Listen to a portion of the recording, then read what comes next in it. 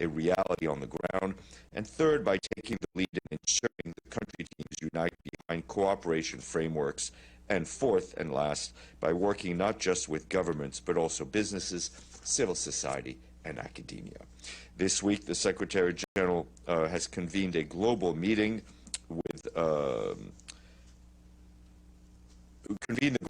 to meet with 130 coordinators who lead the UN teams.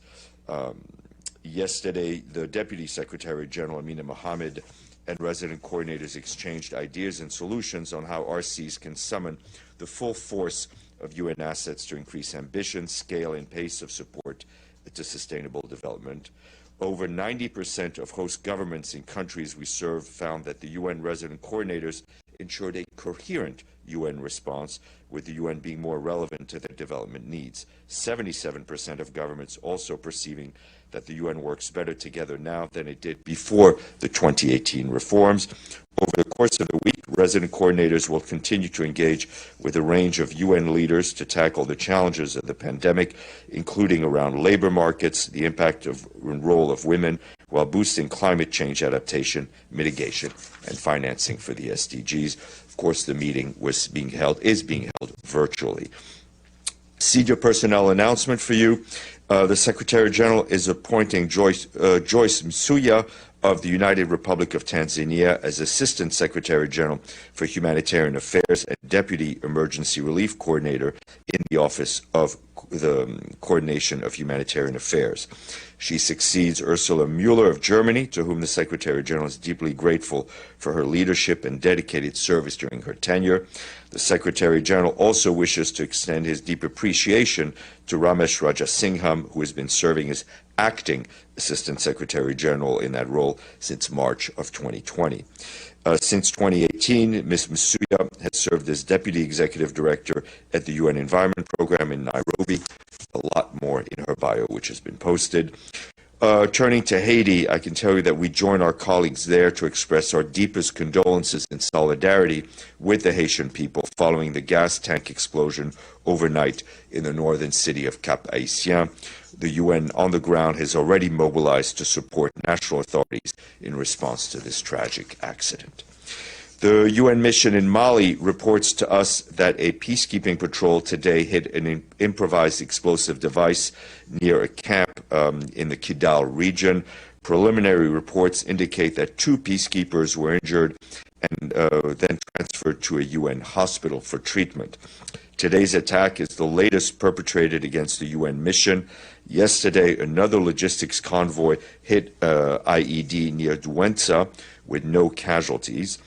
Armed men also attacked 3 vehicles of a peacekeeping contractor along the Gundam-Timbuktu road, injuring 1 driver. The past weeks have been marred by a series of attacks against civilians, peacekeepers, and the Malian armed forces by extremist groups in northern and central Mali. The head of the UN mission, El Ghassim Wane, condemned the attacks and expressed his solidarity with the civilian population, as well as the peacekeepers who continue to implement the mission's mandate in an extremely challenging environment and at great personal cost. He is currently visiting field offices in Mopti, Douentza, and Gao regions to assess the mitigating measures that the mission has put in place. Turning to Ethiopia, I have a bit of a long humanitarian update for you. And I can tell you that the situation in the north of the country remains highly unpredictable and volatile, with continued fighting in several areas and that is significantly affecting humanitarian access and response. Humanitarian needs have increased primarily due to large-scale displacements. More than 2.1 million people were displaced in northern Ethiopia at the end of September, according to the International Organization for Migration. This includes more than 1.8 million people in Tigray and over 542,000 in Amhara, and more than 255,000 men, women, and children in Afar. Since September, the number of internally displaced people in Afar and Amhara has risen due to stepped-up fighting, but we can't verify the exact numbers due to access constraints and other challenges. Some 20 trucks carrying food supplies arrived yesterday in Mekele in Tigray, and they traveled via the Afar-Abala-Mekele corridor. Another 40 trucks are expected today and tomorrow. In the last few weeks, the UN Children's Fund has shipped measles vaccines and other supplies to Tigray, where 790,000 children need to be immunized. However, the fuel required to launch the vaccine campaign has yet to be secured. Meanwhile, below-average rains have led to drought conditions in Somali and Oromia regions of Ethiopia. That's impacting 5.8 million men, women, and children. With the humanitarian situation in Tigray continuing to deteriorate, it is critical to have a regular flow of aid, including fuel and medical supplies, into the region. As we've told you many times, we are not getting the aid in at the level that we need. Humanitarian partners are continuing to respond to urgent and growing needs across Ethiopia, despite the extremely challenging operating environment. There's currently a funding gap of $1.2 billion US. Moving on to Afghanistan, this morning in an oral update on the human rights situation in the country, the UN's Deputy High Commissioner for Human Rights, Nada al-Nashif, warned that the people of Afghanistan today face a profound humanitarian crisis that threatens the most basic human rights. Ms. al-Nashif noted as more Afghans struggle to meet their basic needs, people in vulnerable situations are being pushed back to take desperate measures, including child labor, the marriage of children to ensure their survival, and according to some reports, even the sale of children. UN Deputy High Commissioner added that she is also alarmed by continuing reports of extrajudicial killings across the country and is also deeply concerned about the continued risk of recruitment of children by the ISIL-KP organization, as well as the de facto authorities. She noted that women and girls in particular face great uncertainty with respect to the rights to education, to livelihoods, and to participation. The full statement is online.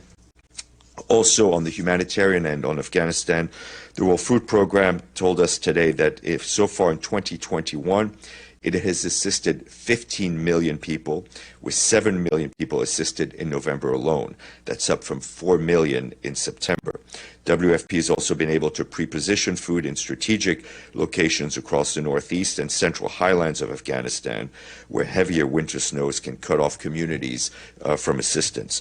According to the latest WFP phone surveys, an estimated 98% of Afghans are not consuming enough food.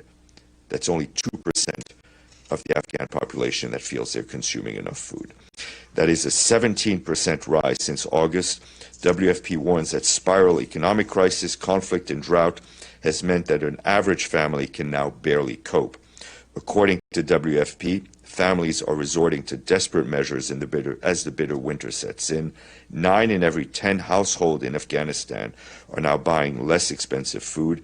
8 in 10 are eating less, and 7 in 10 are borrowing food just to get by every day. Back here, Hans Grunberg, the special envoy for Yemen, told the Security Council this morning that he's deeply alarmed by the ongoing military escalations and continuing violence in Yemen. Speaking by VTC, by video conference, he said that even as the conflict parties all profess the desire for peace, their focus remains on military options. He stressed that military options will not result in sustainable solutions. Restraint, de-escalation, and dialogue are urgently needed now. The special envoy said he remains concerned about the possibility of urban warfare in the city of Marib, which would have a terrible and unimaginable consequences for civilians. The intensification of the fighting, shifting front lines, is endangering civilians in many cases, forcing them to flee for a second or even third time. The acting Assistant Secretary General for Humanitarian Affairs, Ramesh Rajasingham, told council members that the humanitarian situation resulting in the intensified fighting, including in Marib, Hudaydah, and Taiz, hostilities have occurred in nearly 50 front lines just this week. Humanitarian aid operations are helping nearly 11 million people each month, but he said the pointed to funding gaps may force us to cut back on our aid efforts. Mr. Rajasingham expressed disappointment that Ansar Allah continues to hold 2 UN staff members in detention in Sana'a, despite the statements that they would be released, as well as other staff members held in Marib. And just to give you a heads up, Rosemary DiCarlo, our head of peace building and political affairs, will brief the Security Council at 3 p.m. in an open meeting concerning the JCPOA, which, as you know, deals with Iran and nuclear nonproliferation. This is where you speak. Yes, Yassine.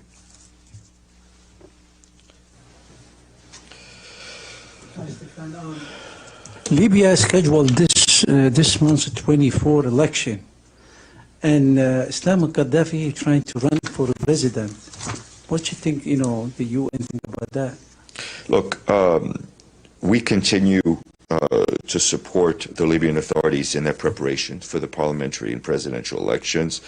We're closely engaging through Stephanie Williams, who's back on the ground, with all Libyan stakeholders to facilitate consensus on the organization of timely, credible, and inclusive elections in line with the Libyan political roadmap that Libyan leaders agreed to, as well as relevant Security Council resolutions.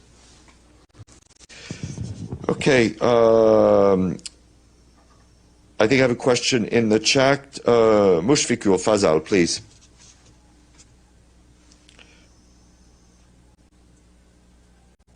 Can you hear me? Yes, I can, sir. Yeah, thank you, Mr. Stefan. I want to ask about Bangladesh. I think you know widespread allegation of series of human rights abuse in Bangladesh by the Rapid Action Battalion. United States announced its sanction on Rapid Action Battalion and imposed visa restriction on top officials, including the chief of the police and former chief of the RAB, Benji, and few officials, and visa restriction on the former army chief a few days ago who visited Yemen. So what is your comments on that restriction or sanction as Rapid Action Battalion involved in the extrajudicial killing and ruling regime using them to rescue the power or keeping the power by any means? And they are peacekeeping around the globe. I didn't hear the first part of your question. Who imposed the sanctions? United States imposed the sanctions, announced its sanction on Rapid Action Battalion. We have, thank you. We do not have any comment on bilateral sanctions that are imposed. As a matter of course, we have spoken throughout the world against any extrajudicial killing. Yes, Abdelhamid.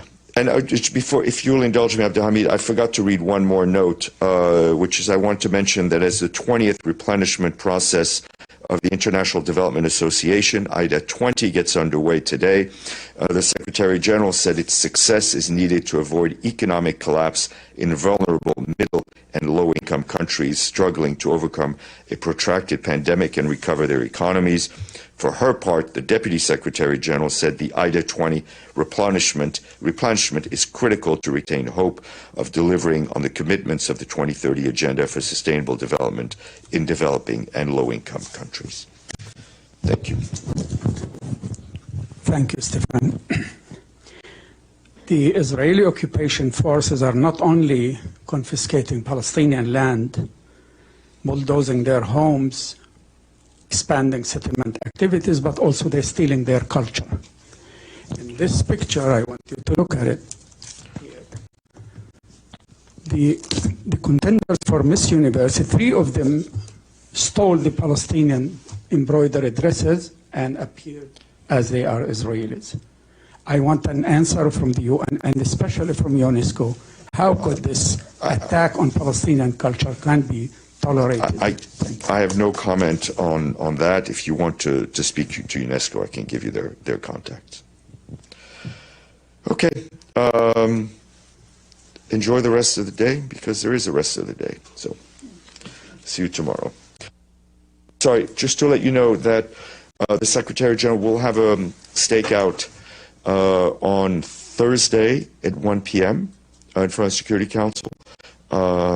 Just kind of an end-of-the-year stakeout, where he will pronounce some words and he will answer some questions, which is, what? I'm on holiday. Well, then he'll cancel.